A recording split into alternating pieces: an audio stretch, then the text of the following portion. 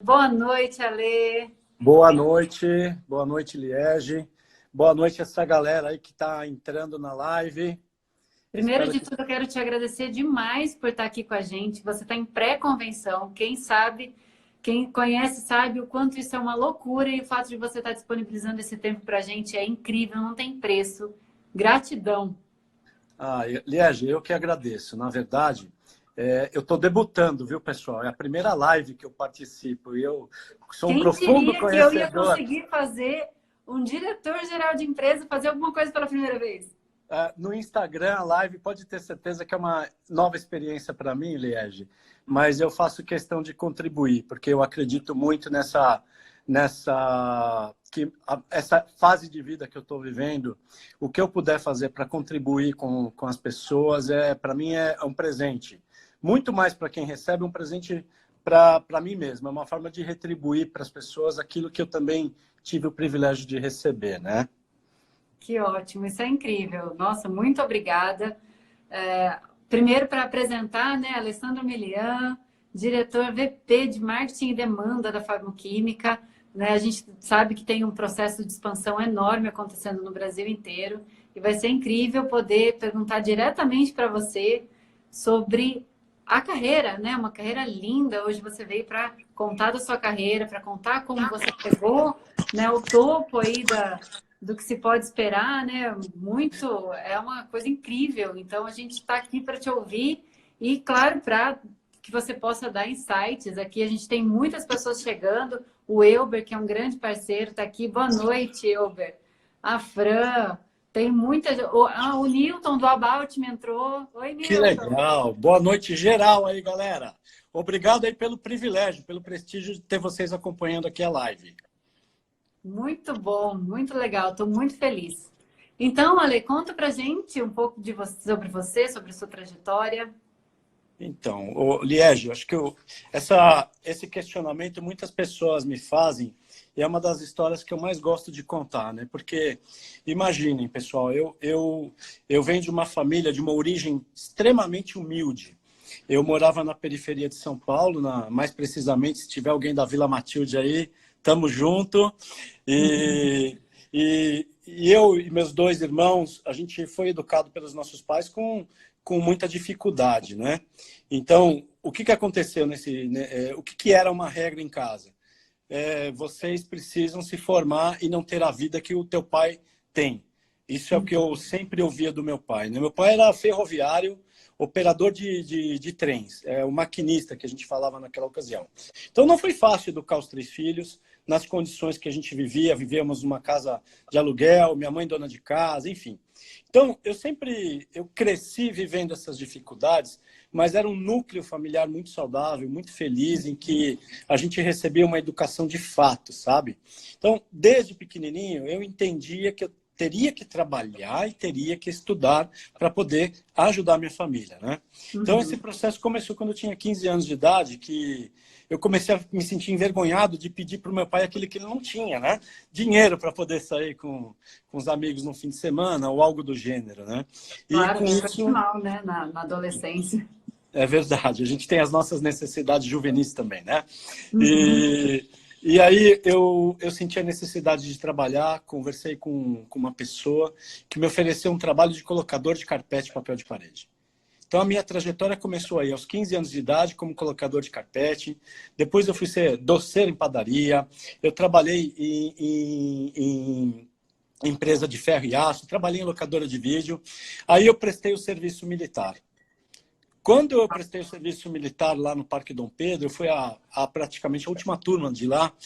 Quando eu estava para sair, imagine uma pessoa com um nível, o segundo grau completo, sem grana para fazer faculdade, sem muita perspectiva, e eu quase me tornei um policial, que eles recrutariam automaticamente.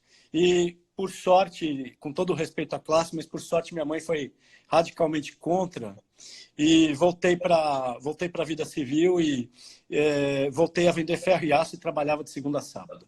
Nesse intervalo de tempo, eu vejo um colega passando na rua, um colega do quartel, acho que as coisas não acontecem por acaso. Olha, que incrível. É muito legal A mesmo. pastinha, né? É verdade. E o cara todo ajeitado, com uma camisa bonita e tudo mais, e eu todo ferrado, roupa suja, tal, trabalhava de segunda a sábado e tal. E aí eu falei, cara, o que você faz? Ah, eu falo de medicamento, eu faço propaganda para médico. Eu falei para ele, esse é meu sonho, esse é meu objetivo de vida. Eu tinha 19 anos de idade. Aí os fatos, depois de uma semana, a vida preparou um privilégio para mim. Depois de uma semana eu estava num processo seletivo na Milleru. Então, aos 19 anos de idade, eu consegui ingressar na indústria farmacêutica graças a esse movimento todo, né? E graças ao apoio de um representante. E aí já se passaram agora, neste ano, eu completo 28 anos de trajetória. Sendo que desses 28 anos, 6 anos puxando pasta, como a maioria dos nossos colegas aí, né? E, sinceramente, eu nunca imaginei chegar na posição que eu estou hoje, tá? É muito bonito, né? Diretor, VP, disso, daquilo, aquele outro, mas, na verdade, eu costumo dizer para todo mundo, eu não sou, eu estou. Porque a essência é a essência do representante, tá? Eu acho que isso é uma coisa que a minha história, o meu histórico de vida, o meu histórico profissional, jamais vai ser esquecido. Então, eu considero muito isso que foi um alicerce importantíssimo para construir carreira. Ao longo desses 28 anos, eu passei por grandes empresas como Milleru, Labofarma, que hoje está no Axê. Aí eu entrei também na Lilly. Na Lilly eu permaneci por 12 anos e passei por diversas posições diferentes. Um privilégio imenso trabalhar numa empresa como essa. Chegou um momento que eu tinha que entender se eu estava preparado para voar. E aí eu recebi uma proposta para sair da Lilly. E aí foi o primeiro voo às cegas que eu fiz, né? Que eu migrei para uma outra empresa de menor porte, nichada em dermatologia, na época era Stifel, e com líderes que eu nunca havia trabalhado antes, né? E foi uma experiência surreal, singular na minha vida, porque aí realmente eu descobri a vida selvagem, né? A gente verifica o quanto a gente aprendeu ao longo desse tempo, qual é a nossa capacidade de ser resiliente e como eu coloco em prática tudo aquilo que a gente aprendeu. E nesse estágio todo, retomando aqui, eu tive a oportunidade de viver em várias empresas com culturas distintas e várias experiências diferentes também. Representante, gerente distrital, Key Account Manager, gerente regional, gerente de contas, gerente de linhas especiais, trabalhei com a linha do Cialis, por exemplo, e tal. Depois fui ser gerente nacional de vendas. Abbott eu passei também como gerente de unidade de negócios, até chegar aqui na Farmoquímica. E já completei agora em janeiro 9 anos de empresa, né? Um privilégio imenso e o que mais me deixa realizado profissionalmente é o carinho, é o afeto e é a confiança que eu recebo da força de vendas. Eles são... Não tenho dúvida disso, né? Porque tem uma legião de pessoas aqui super te ovacionando, né? Duca, todo mundo está falando Duca. aqui. A galera que entendedores entenderão. É Duca Exato. mesmo. Eu tenho uma linha italiana passando, esse sangue italiano que corre aqui também, e eu sou um cara que eu falo bastante palavrão. Então, o Duca, vocês entendam da melhor forma possível, tá? E é isso. E aqui eu estou há 9 anos, eu sou um apaixonado pelo que eu faço, entendeu? Eu estou muito feliz e estou muito realizado com o que eu vivo aqui na companhia. Me sinto desafiado todos os dias. E é isso, Liege. E aí eu estou à disposição para o pessoal perguntar e a ideia é que a gente possa participar juntos dessa história. E para quem chegou agora, eu repito, gente, eu estou debutando numa live. É a primeira vez que eu participo de uma live e é um privilégio muito grande estar aqui com vocês. O privilégio é todo nosso, meu em especial, por poder ter a oportunidade de te apresentar o mundo das lives, né? De ter recebido o seu sim do meu convite. Isso, para mim, não teve preço, né? Eu até demorei para contar para as pessoas, porque eu falei, cara, será que é verdade? Que legal. E aí, a hora que a gente começou a trocar, começou a conversar, que eu te mandei a arte que aprovou, eu falei, nossa, vai acontecer. Então, eu te agradeço demais. Um pouco que você disse conta muito sobre você. O fato de ter vindo de uma realidade não favorável não te parou, né? Foi justamente o que te motivou, né? Então, isso fica muito aí como um aviso, né? Olha, não são as suas dificuldades não são um empecilho, elas são um fator motivacional, e é isso que tem que vir na frente. Né? Você tem que Tem que ser uma visualizar o que mola, você quer. tem que ser uma mola propulsora na vida da gente. A dificuldade serve de estímulo. Claramente isso eu tenho na minha mente. Enquanto muitos se paralisam frente a uma dificuldade, as pessoas que se destacam, elas vão adiante, né? Elas se motivam pela dificuldade. E justamente pelo fato de você ter passado por quase todos os setores dentro de uma indústria, certamente te faz o líder que você é hoje, né? Com a pasta, com as vendas, com a gerência, a equipe, a gestão de pessoas e hoje liderando uma grande companhia. Então, Muito legal. Muito meu... legal. Eu tenho um filho de 22 anos, Liege, e pessoal, e eu sempre falo para o Gabriel, Gabriel, a vida é dura para quem é mole. É uma música do Rio Negro e Solimões, mas que eu trago para a vida. Realmente, não é fácil. Hoje, por exemplo, eu acordei 5h30 da manhã, peguei um voo aqui para o Rio de Janeiro, estou aqui no meu escritório aqui no Rio de Janeiro. A gente não para, a gente não tem horário de trabalho, a gente tem demandas para serem atendidas, nós temos tarefas que precisam ser cumpridas, e o foco é esse, o foco não está no tempo, e sim naquilo que você tem que realizar. Então, se vocês acham que a vida de um diretor VP é glamurosa, la garantia soy yo, não é. A gente trabalha a beça para conseguir dar conta do recado, tá, pessoal? É mais ou menos isso. Então, não existe posição mais ou menos difícil. O que existe é o quão interessados nós estamos em nos dedicarmos àquilo que a gente se propõe a fazer. Exatamente. Agora que a gente recebeu o Propagandista Sincero, está na nossa live também. Olha, que privilégio, hein, Propagandista Então... Sincero? Eu Eu não acompanho chamo o ele de outra Propagandista coisa só não errar o Sincero também. Que legal. Então, Ale, com certeza, o dia a dia é muito corrido. Quem quer fazer a diferença precisa fazer diferente, né? Então, não adianta bloquear diante das dificuldades e dizer, não vou conseguir. No nosso ramo mesmo, a gente tem algumas crenças limitantes que, por mais que a gente fale, não saem das pessoas, assim, sabe? Algumas delas é que o mercado é muito fechado ou que só entra quem tem que ir. Isso é uma coisa que eu escuto todo dia. Ou que, eu não tenho experiência comercial, não tenho como ser propagandista.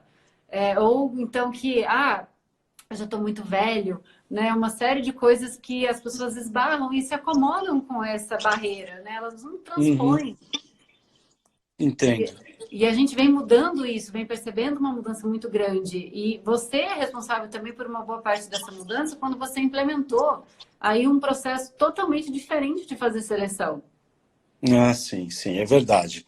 Quando eu entrei na empresa, eu não quero julgar se é certo ou se é errado, mas, de novo, eu falo algo que eu falei no início, que eu acho que é uma missão de um profissional de trazer equidade para as coisas, né? E eu, na minha vida, também não tive o QI. Eu tive lá atrás um colega que falou que trabalhava na indústria farmacêutica, eu disse que era meu sonho, ele falou que teria um processo seletivo, e eu entrei graças à oportunidade que me foi dada pelo gerente regional naquela ocasião, pelo gerente de distrito, pelo supervisor. Então, assim, eu sei o quão importante é isso na vida das pessoas, né?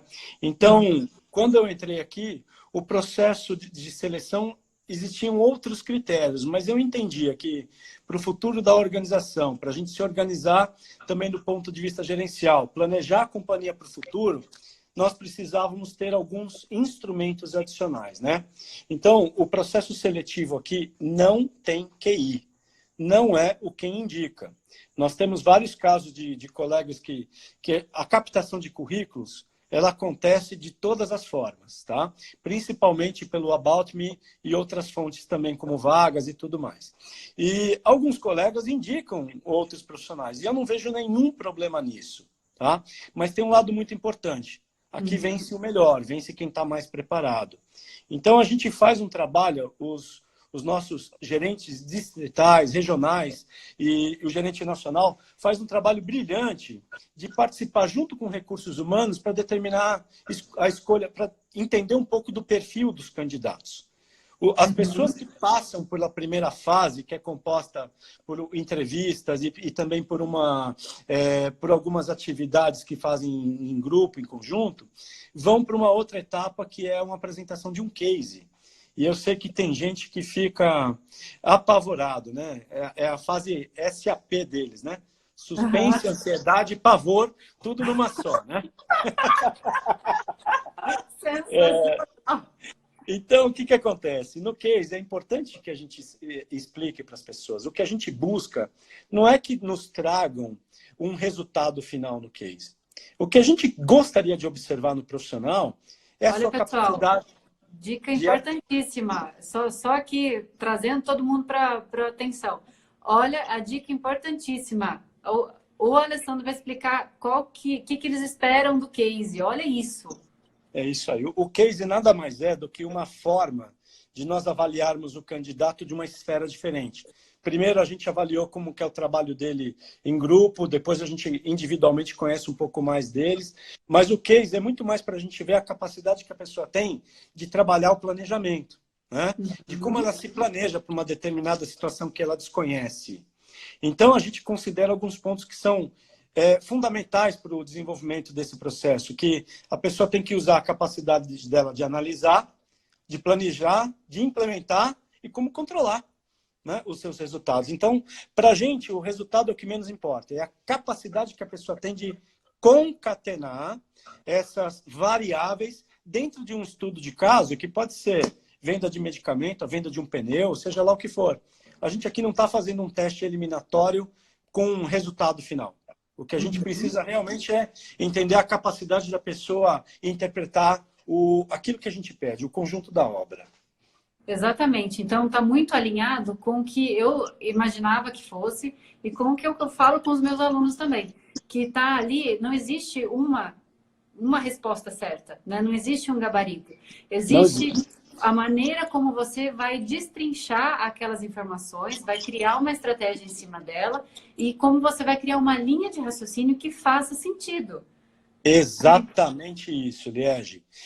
Vamos dar uma dica para o pessoal pensar sempre em 4 pontos primordiais. Análise, planejamento, implementação, que é a minha capacidade de executar, e como eu mensuro isso, como eu faço a medição desse resultado. Esses são os pilares que, qualquer que seja o desafio que é nos proporcionado, se a gente considera esses 4 pilares, a gente tem condições de dar uma boa resposta, de encontrar uma boa saída para o desafio que a gente recebe. Olha que dica importantíssima e de ouro, hein, Alessandro? Arrasou, hein? E sabe que eu percebo que quando começou esse processo, eu quero aproveitar e mandar um oi enorme aí para o Henrique, que é seu GD lá de Goiânia. Que faz prazer parte estar com eles de um aí, grupo. Ele está aqui, tá? Mandou um abraço e tudo mais. Então, uma das coisas que eu percebo muito, que teve muita gente que veio me pedir ajuda do dia para a noite, né? Tipo, Lia, eu vou ter uma entrevista amanhã, eu preciso saber do case, me ajuda com o case. E, não é uma coisa que dá para você explicar em poucas linhas, em poucas palavras.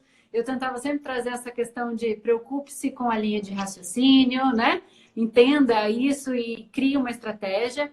Mas sabe o que aconteceu? A maioria das pessoas que se desesperaram com o case não passaram para a fase do case, porque esqueceram de se preparar para a primeira etapa. Sim, sim. Ou seja, né? É aquele processo de ansiedade que acaba atrapalhando o raciocínio lógico da gente, né? Mas isso também é parte do processo seletivo, porque o controle emocional que você demonstra durante um processo seletivo, ele é válido no nosso dia a dia. Nós somos o tempo todo submetidos a um determinado tipo de pressão. A nossa capacidade de lidar com isso faz a diferença, né? Então, eu acredito que isso também seja uma parte relevante de um processo de seleção. E um outro ponto que eu entendo que funciona bem, a gente aprende muito também quando a gente erra, quando a gente perde, quando a gente não chega no nosso objetivo. O importante é como a gente trata o pós-evento, né? Então, Exato. Se eu não fui bem no processo seletivo de uma determinada empresa, cabe uma autoavaliação, cabe um diagnóstico. Autoresponsabilidade, né? Exato. Cabe você rever os pontos que você... E faça mesmo uma autocrítica para tentar rever aqueles pontos que foram relevantes nesse processo do porquê não entrou. Isso nos engrandece, nos empodera para uma próxima oportunidade. Com certeza. É nesse momento que a gente precisa ter maturidade, né, de olhar para dentro, de ver o que eu poderia ter feito de diferente, o que eu preciso buscar de mais conhecimento, de autoconhecimento. E a gente precisa ter muita inteligência emocional também durante qualquer processo seletivo, na vida inteira. Para a Né? vida, né? Exatamente. E como que você entende esse processo de inteligência emocional para a propaganda médica ou para a indústria farmacêutica? Eu vejo como vital, tá? Primeiro que a gente tem que pensar o seguinte, sendo bem pragmático aí com essa pergunta, a gente tem que pensar que o representante basicamente trabalha sozinho. Eventualmente, ele recebe a visita do seu gestor imediato, que muitas vezes é o gerente distrital, que vai acompanhá-lo no campo um dia ou outro e tudo mais. Mas vamos supor que o gerente distrital consiga sair com um representante 2 dias num mês, de 20 dias. Ou seja, 10% do campo acompanhado num ciclo de 20 dias úteis. Os outros 18, o representante tem que se automotivar, ele tem que se planejar, ele precisa elaborar uma estratégia vencedora, porque cada médico, cada interlocutor tem um perfil diferente que precisa ser respeitado e cabe ao representante adaptar a sua mensagem, a mensagem que ele vai levar para o seu interlocutor. Tudo isso são quesitos que, quando a gente se sente bem preparado, emocionalmente a gente se sente mais seguro. A nossa autoestima vai lá para o alto, né? Então, eu acho que isso passa diretamente pela qualificação, pela capacitação. Inteligência emocional é para a vida. A gente não usa num processo seletivo ou na vida de um propagandista. A gente usa dentro de casa, com os nossos pais, com os nossos filhos, com os nossos entes queridos, com os amigos e tudo mais. Serve para a vida. Então, falo com bastante propriedade. Eu era um cara extremamente ansioso e eu percebi que eu tenho que viver o presente. Planejar o futuro, mas viver bem o presente. E que se não deu, não era para ter dado certo. Outras oportunidades virão e no momento certo as coisas acontecem para a gente.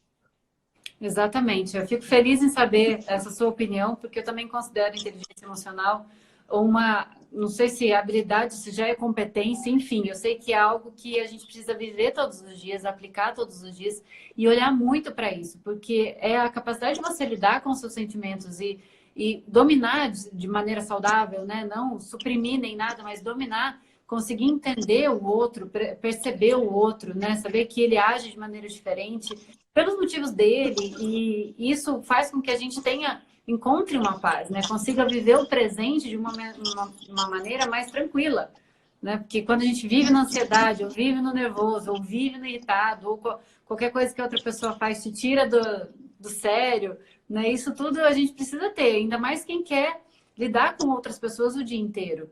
Né? É verdade. Com uma secretária que está com o humor cada dia de um jeito, pacientes que muitas vezes te olham torto quando você chega no consultório, um médico que às vezes está ali, não está num dia bom, ou enfim, né, não curte muito. Então, para tudo isso, são várias situações que você passa durante o dia. Se não tiver a inteligência emocional bem desenvolvida, a pessoa vai sofrer muito, ela não vai ser feliz trabalhando. Exatamente. Eu acho que essa ansiedade exacerbada, ela é muito foco no futuro, e aí a gente esquece de viver o presente.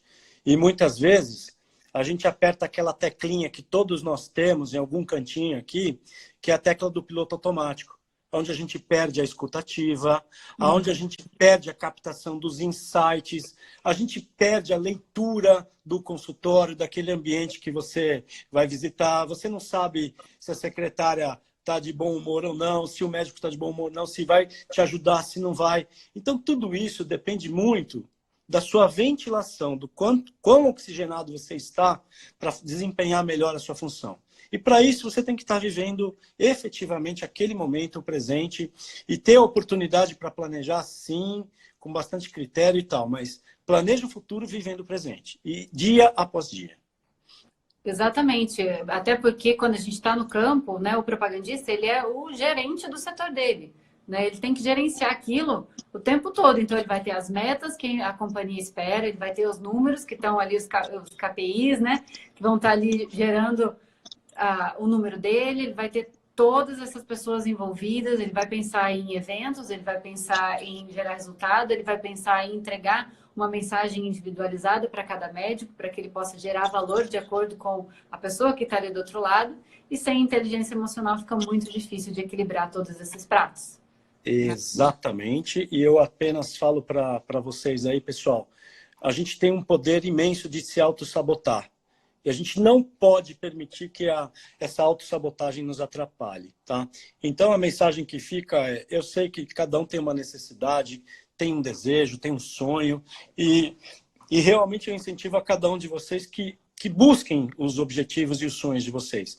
Mas lembra que é uma etapa que tem que ser vencida para que a outra chegue, para que outra chegue.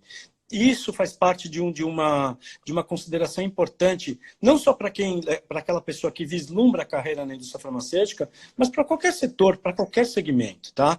Então, eu diria para vocês assim, menos piloto automático, e quando você perceber que você se distraiu com alguma coisa, você tem que se reeducar, se reprogramar para poder voltar a viver o presente. Isso acontece muito, nós somos autossabotadores, né, como seres humanos, né? Então, a autocrítica, Liege, ela é fundamental para o desenvolvimento das nossas competências. Falou tudo. A autocrítica é uma vantagem, eu diria. Ela é uma ferramenta para que a gente possa estar sempre revisitando os nossos conceitos, os nossos princípios e nos desafiando a desenvolver cada vez mais. Né? Uma vez, inclusive porque a gente está aqui o tempo todo sendo avaliado. Né? Então, não tenha dúvida. Imaginem quantas coisas já pensaram da gente só nesse exato momento, né? Faz parte. E a autoavaliação, talvez ela seja a mais crítica possível, né? E exatamente. Quando a gente tem essa autoavaliação, quando a gente coloca no consciente os pontos em que a gente pode trabalhar e pode melhorar, quando a gente assume a autorresponsabilidade das coisas, você entra no comando. E aí, quando alguma coisa não dá certo, você olha para dentro e muda aquilo que você tem domínio. E não fica culpando o gestor, ou o colega, ou o familiar, ou o problema sai de fora, né? Ele começa a se resolver do lado de dentro. É isso. Foi muito legal você tocar nesse ponto, porque há poucos instantes você falou que o representante é o gerente do setor, né? Uhum. É um clichê muito utilizado na indústria farmacêutica, mas eu acho que o representante, além de ser o gerente do setor dele, do negócio dele, ele é o gerente dele próprio. O papel do gerente distrital, hoje em dia, não é mais um papel relacionado à supervisão. O objetivo de um gerente distrital, quando ele vai a campo, é apoiar o profissional. É fazer com que ele eleve o seu padrão, para que ele se torne um profissional cada vez mais qualificado. E isso é muito importante que as pessoas saibam, que muita gente recebe a presença de um gerente distrital ou de um regional, imaginem o diretor, e tremem. Ao contrário, nós somos apoiadores dessas pessoas. Nós somos facilitadores dessas pessoas. A gente quer fazer com que elas encurtem a curva de aprendizado e possam performar melhor.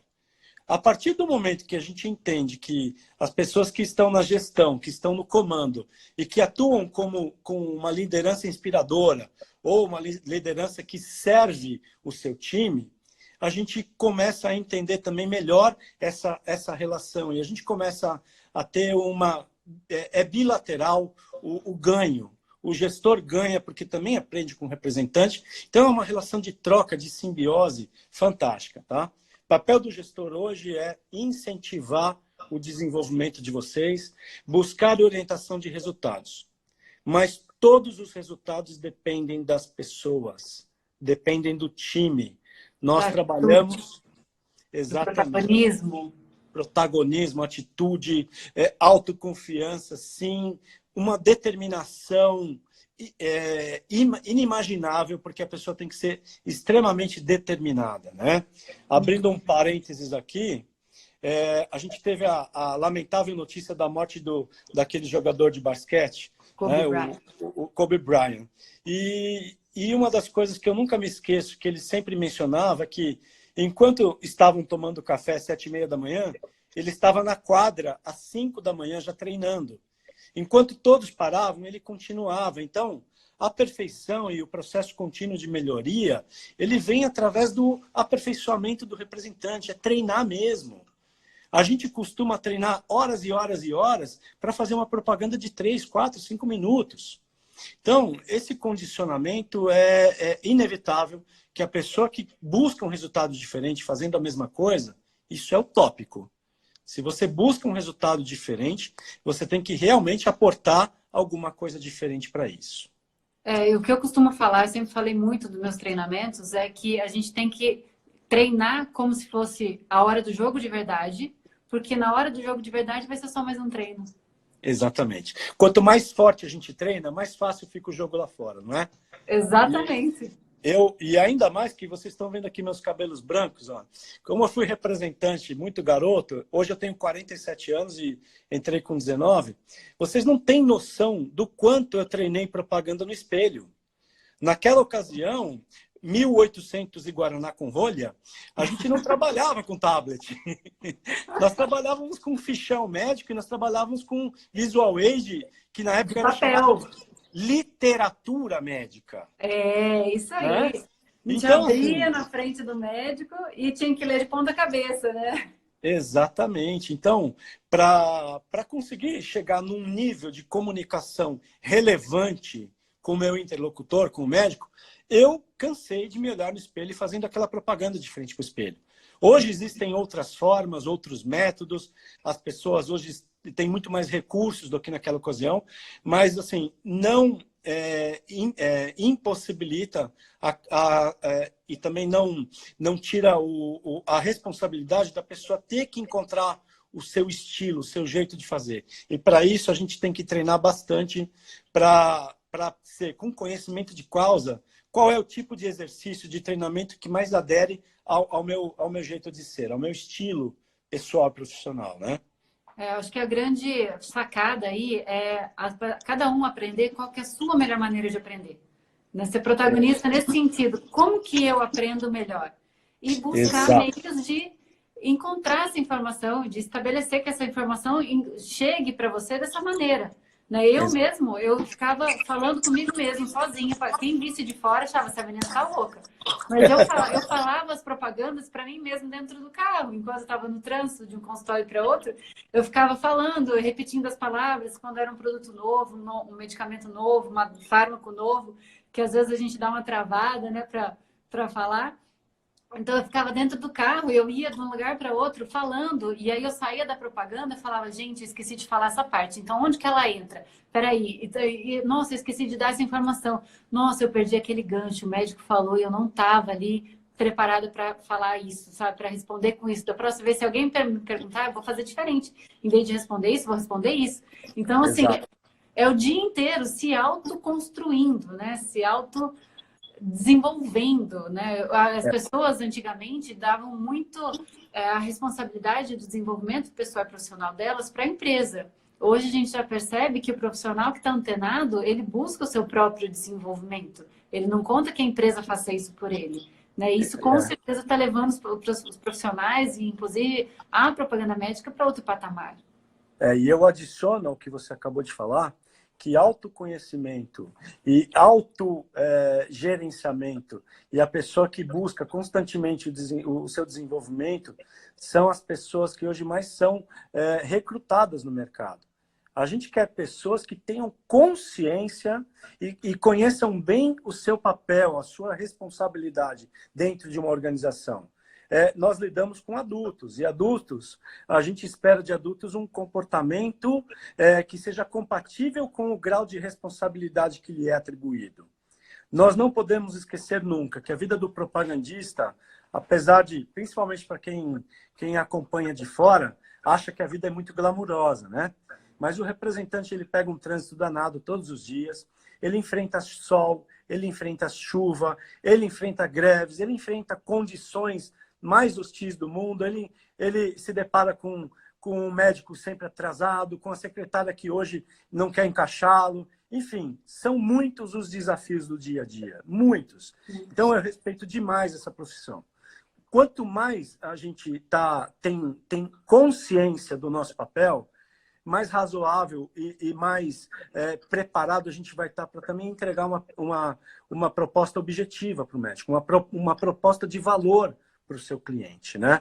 E uma dica importante para quem não é do setor que queira entrar é realmente entender que o representante, fazendo um paralelo aqui, é um grande malabarista e equilibra 8, 10 pratos simultaneamente. E o nível de exigência é cada vez maior, né? A gente sabe. Então, essa capacidade, essa diversidade de conhecimento do representante, essa diversidade de competências que ele precisa desenvolver são grandes e são crescentes também, tá? Daqui a algum tempo, certamente, o mercado vai exigir de nós alguns outros skills, algumas outras competências também. Ale, é impressão minha, ou de uns meses para cá, eu acho que de um ano para cá, as oportunidades do mercado surgiram em grande número e cada vez mais abertas para novos profissionais? Excelente pergunta. Eu diria para você que a minha leitura hoje do mercado farma é que existe um movimento que acaba se compensando, tá? Por um lado, a gente vê multinacionais que resolveram fazer, muitas delas, resolveram fazer um desinvestimento, desaceleraram investimentos, principalmente de produtos maduros. E nós vimos ao longo desses últimos anos uma série de desligamentos de colegas de trabalho, né? E foram milhares. Ao mesmo passo, as empresas nacionais enxergaram que esse movimento era uma grande oportunidade para que se consolidassem também. Então, à medida que um perfil de uma companhia fez desinvestimento, um outro perfil de empresas farmacêuticas resolveu investir. Então, a coisa acabou que se equilibrando, né? Nós aqui, por exemplo, na Farmoquímica, nós temos uma visão local. Apesar de sermos uma multinacional, nós temos uma origem germano-argentina, tá? Apesar de sermos uma multinacional, a gente pensa localmente. Então, isso trouxe para a gente uma oportunidade de enxergar o futuro do mercado. Poxa, enquanto tem muita gente chorando, a gente resolveu vender os lenços, né? Enquanto tem muita gente desinvestindo, a gente vai investir fortemente no nosso pessoal. Nossa, isso é muito legal, porque eu estou há 13 anos, né, na indústria e nunca percebi tantas vagas como nesses últimos tempos e nunca percebi tanta oportunidade, a indústria tão aberta para profissionais que não têm experiência. Sim, sim. Então, realmente. Os processos da farmoquímica mesmo vem mostrar isso, né? Que são vários, a maioria, acho que, do pessoal que está sendo contratado aí nas expansões são neófitos. É verdade. O maior privilégio que a gente tem, Liege, é de trabalhar numa companhia em que a gente vê como ela cresce de forma vigorosa e com os pés no chão. Nós não damos os passos maiores do que a nossa perna, tá? O que eu quero dizer? A gente poderia fazer uma expansão de 100 novos representantes? Não, a gente vai fazer a conta direitinho, a gente vai racionalizar isso, a gente vai começar com 40, mediante as conquistas a gente avança. Então, nós temos na nossa história aqui uma situação de que a gente nunca teve que desligar a força de vendas. O nosso quadro de representantes nunca parou de crescer. E aí você fala do neófito, por exemplo. O neófito ele é fundamental dentro de uma empresa farmacêutica, porque ele traz para a gente um oxigênio também de uma outra visão de mercado, ou se a pessoa tem pouca experiência, uma visão de uma pessoa que queira construir carreira aqui. O neófito existe uma troca muito legal, né? Porque ele vem sem nenhuma experiência, ele precisa de muito direcionamento naquela fase que ele é um iniciante, que ele está muito entusiasmado, mas ele tem pouca assertividade no resultado. Mas a gente tem como troca dedicação, comprometimento, enfim, é uma pessoa que se doa da melhor forma possível para construir carreira aqui dentro. E, obviamente, que a gente busca um híbrido nessa relação. Então, a nossa experiência aqui a gente traz pessoas que já, em força de vendas, que já tem mais de 50 anos, a gente não tem como que eu posso dizer aqui? A gente não discrimina dessa forma, tá? Então, a gente tem uma equipe super heterogênea. Pessoas com 20 e poucos anos de idade querendo começar a vida e pessoas aqui com até mais de 60 anos que ainda estão na propaganda médica e têm o nosso absoluto respeito. E digo mais, são pessoas de altíssima performance. Exatamente. Esse era outro ponto que eu queria chegar com você, porque a gente sabe que a população está envelhecendo mais e melhor, né? A própria indústria farmacêutica produz uma gama excelente de medicamentos para manter a saúde das pessoas, né? A longevidade delas é muito maior hoje do que era há 50 anos atrás. E o mercado muitas vezes ainda vê o profissional de 40 anos como velho para começar na função. Né? Eu acho isso cúmulo do absurdo e graças a Deus são poucas, assim, pouquíssimas na verdade, que fazem isso. Então tem uma leva enorme aí de oportunidade, mas que o mercado como um todo, não só a indústria farmacêutica, precisa amadurecer em relação a isso. Hoje os profissionais de 40, 50 anos, além de toda a experiência e maturidade, eles estão cheios de gás, eles estão atualizados. Para mim é o melhor profissional que o mercado pode oferecer, né? Para a gente, assim, é o respeito total e absoluto pela diversidade. Eu estou vendo aqui que, enquanto a gente fala, tem gente que fala, olha, eu sou um exemplo disso, a empresa não discrimina a faixa etária, e não mesmo.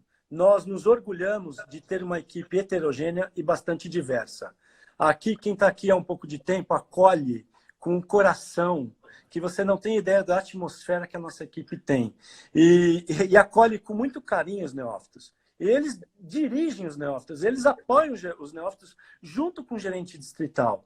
E é dessa forma que a gente forma um time de verdade, onde a gente resolve se ajudar, porque todos estão em prol de um objetivo comum. Todos nós temos o mesmo propósito. Tá? Então, o que me cabe aqui afirmar é que eu lamento demais que ainda, se é que existe, que existam empresas com essa mentalidade, que para mim é arcaico e absolutamente intolerável também. Totalmente desconectado da realidade, né? Porque eu tô chegando nos 40 e eu nunca tive tanto gás na minha vida. Né? Então... É a nossa fase Ronaldinho, né? É a melhor fase profissional que a gente vive, né? Exatamente. Tantos profissionais aí de 60 anos também que têm uma bagagem gigantesca, muita disposição e às vezes não conseguem nenhuma entrevista, né? Não conseguem se recolocar e a gente vai aposentar muito mais velho, né? Então, se com 45, 40, 50 eu já não consegui mais trabalhar, o que eu vou fazer até os 65 quando eu vou me aposentar? É verdade. Eu espero que o mercado, não só o segmento farmacêutico, como o mercado como um todo, repense esse ato de discriminação, que isso é muito comum no Brasil, né? Quando a gente tem a oportunidade de visitar outros países, sejam eles europeus ou até a própria América, você vê muitas pessoas de 70, 80 anos trabalhando, mesmo que sejam em funções que não exigem força física e tudo mais, mas as pessoas estão atuando, elas estão se sentindo responsáveis por ter um objetivo e tudo mais. Então, isso faz parte para que a gente tenha uma sociedade mais saudável, né? Eu acho que isso é um reflexo de um país que ainda tem muito a amadurecer nesse sentido também. Com certeza. E se a gente está indo para o caminho certo, eu acredito que com pessoas como você, a gente consegue ver cada vez mais luz no fim do túnel. Eu tenho percebido muito esse movimento, porque eu estou muito inserida, né, nessa questão de recolocação, de preparação das pessoas. Então, eu tenho... Mas parece que, assim, quando a gente fala, não tem tanto efeito como ver outras pessoas falando, né? Porque eu respondo a pergunta todos os dias, essas questões. O mercado é muito fechado. Aqui a gente acabou de dizer que as oportunidades estão extremamente abertas, desde que se esteja preparado, né? Que se saiba os motivos da sua transição, não é?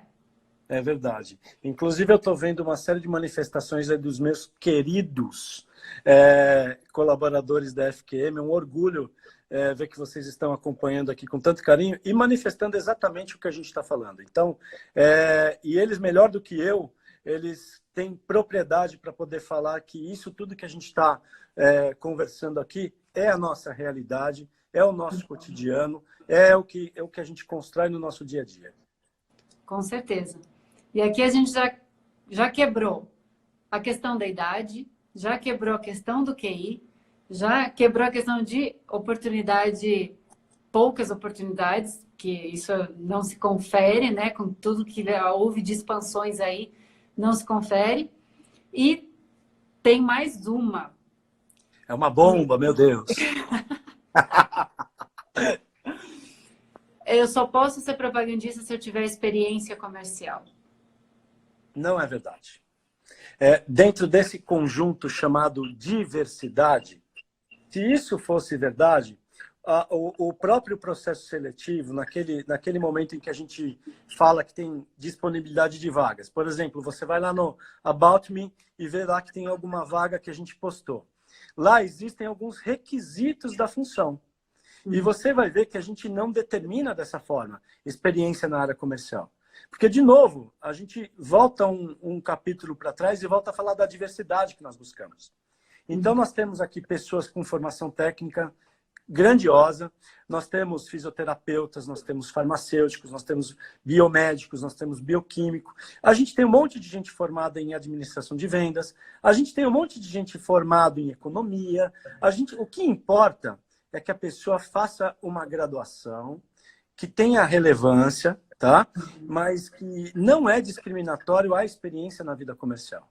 Em hipótese alguma, porque, de repente, você não consegue aportar para a gente a experiência comercial, mas, por outro lado, você vem com uma bagagem técnica ou você vem com um repertório, um vocabulário bastante interessante e que vai fazer com que o entorno também aprenda com isso. Então, de novo, acho que o segredo é diversidade. Nós aqui também não discriminamos o perfil de graduação da pessoa. Obviamente que a gente quer que as pessoas venham para cá já com a graduação completa, né? A não ser que sejam muito jovens e aí a gente, em algumas situações, a gente consegue inclusive ajustar. Você está no último ano de faculdade, esse tipo de coisa, mas o nosso requisito é graduação, formação, sem especificar quais são os principais cursos. E a questão do tecnólogo? Bom, boa pergunta. Hoje, o nosso pré-requisito está baseado em graduação. Graduação regular. Em graduação. O tecnólogo ele tem a sua importância, mas por uma questão de equidade, se a gente exige de um candidato, a gente tem que exigir de todos, tá? Eu confesso a você que nunca tive um caso de um tecnólogo participar de um processo. Acho que tudo tem a sua exceção, cabe conversar. E vale entender melhor um pouco mais se é técnico de que área, de como que foi o processo e tudo mais, tá? E por que graduação é fundamental nos dias de hoje?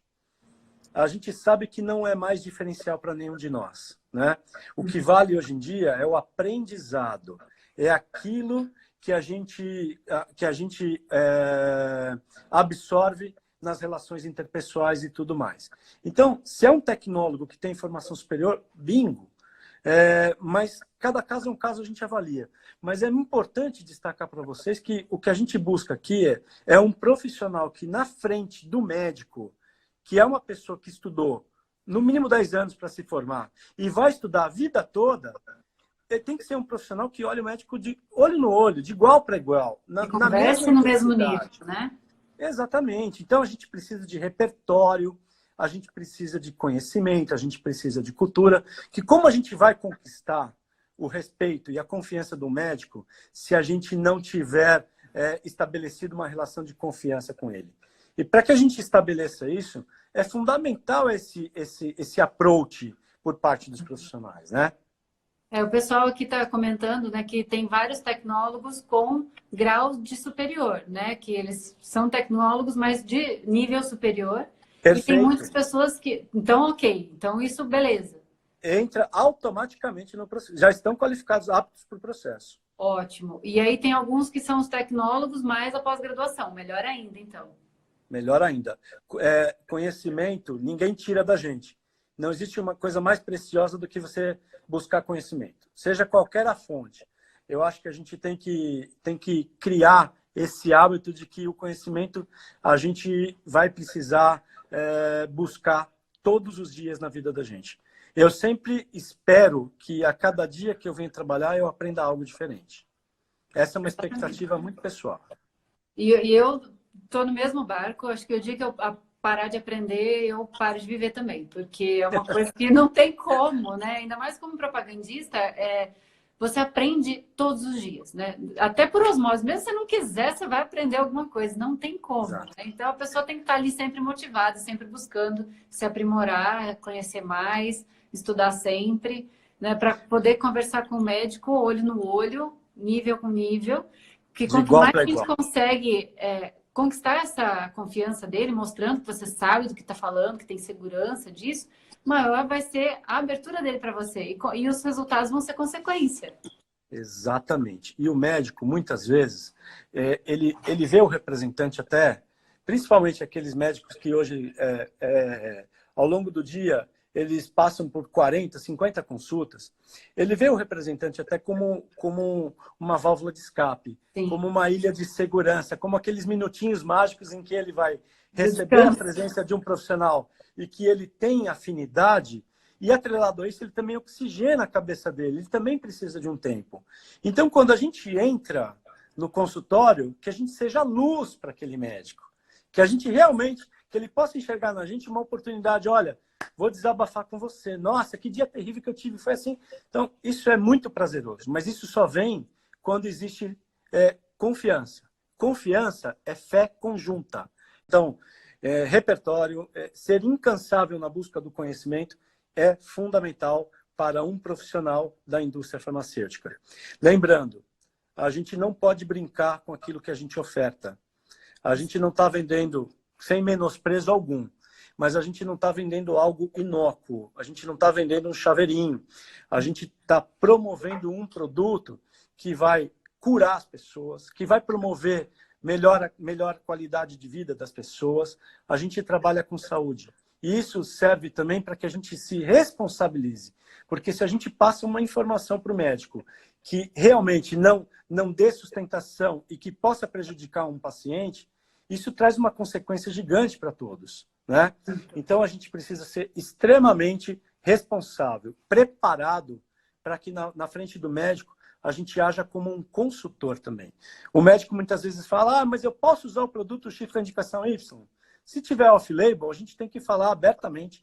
Por mais que aquele desejo da venda existe, a gente tem que falar, doutor, a gente respeita a sua experiência, mas isso que o senhor acaba de falar não consta na bula. Portanto, a gente não recomenda que faça. Porque, muitas vezes, a principal fonte de atualização de muitos médicos ainda é o representante. Essa relação realmente é uma relação que existe, acho que desde que inventaram a indústria farmacêutica e que eu espero que perdure pelo menos pelos próximos 200 anos. Pois é, inclusive foi uma questão levantada aqui, a questão da inteligência artificial e se o propagandista seria substituído em algum momento pelas mídias sociais ou pelo impacto digital. Tá. Excelente pergunta. Excelente pergunta. E eu respondo com bastante tranquilidade. Qualquer iniciativa digital ou qualquer iniciativa de inteligência artificial, ela é complementar ao papel do profissional. Não existe substituição, e sim complementaridade. O que a gente espera é que essas ferramentas ajudem a maximizar o tempo do representante na frente do médico, para que ele tenha um diagnóstico mais preciso, para que a visita seja, de fato, mais otimizada. Mas jamais a ferramenta de inteligência artificial vai substituir a importância das pessoas. Até porque não podemos nunca nos esquecer que, como bons brasileiros, a gente adora a relação interpessoal, né? E isso é válido para qualquer categoria também. Mas quando a gente fala de indústria farmacêutica, tem sempre alguma pergunta e tem sempre algum outro porém que é também uma componente importante para a relação de confiança do médico, para que ele possa prescrever a melhor alternativa terapêutica, que isso vale para qualquer país, para qualquer povo que trabalhe com indústria farmacêutica. Eu não creio, em momento algum, em substituição. Eu concordo com você. Eu acho que as vias digitais, elas facilitam muito o acesso de regiões mais remotas, então a informação não deixa de chegar para esses médicos que muitas vezes a força de vendas não consegue chegar, e facilita o complemento do trabalho do propagandista presencial. Então, às vezes, a gente não consegue estar 2 vezes, a linha é grande, não consegue falar da linha inteira numa visita e não consegue visitar o mesmo médico 2 vezes. Então, entra uma visita presencial com as informações mais importantes e principais e entra um impacto virtual para complementar as lembranças da linha, né, das tecnologias que a empresa ainda tem, mas não deu para falar na primeira visita.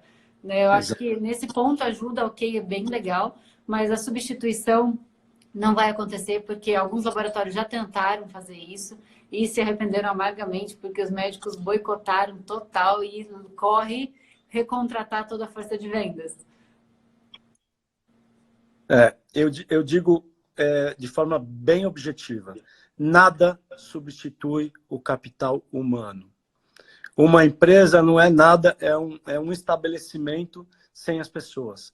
Então, de verdade, eu tenho convicção de que essa relação ela é fundamental. A tecnologia ela chegou e chegou para ficar em vários segmentos.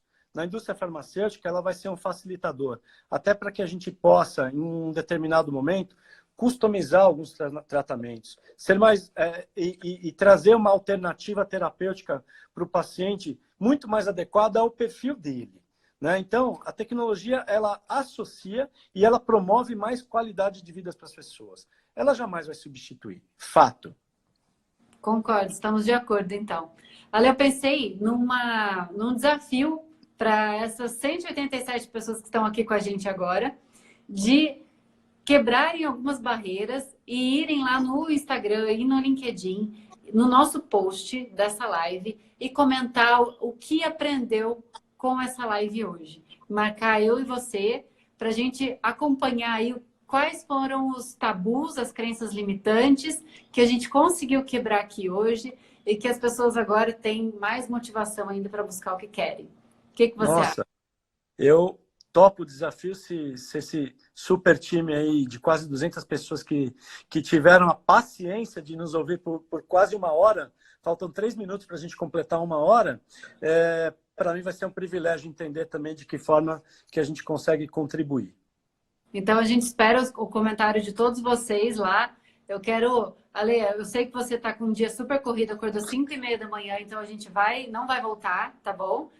Foi extremamente rico, a gente vai deixar um gostinho de quero mais. Você volta? Se precisarem numa próxima oportunidade? Se precisarem, eu estou à disposição. Como eu falei, para mim é um sentimento muito importante que eu entendo que, de alguma forma, eu estou contribuindo para que a gente viva num mundo melhor, para que a nossa sociedade seja mais saudável, tenha mais clareza. E eu quero retribuir para as pessoas tudo aquilo que eu tive o privilégio de receber. E como eu falo, gente, tá aqui uma prova de uma pessoa que não tinha nenhuma perspectiva.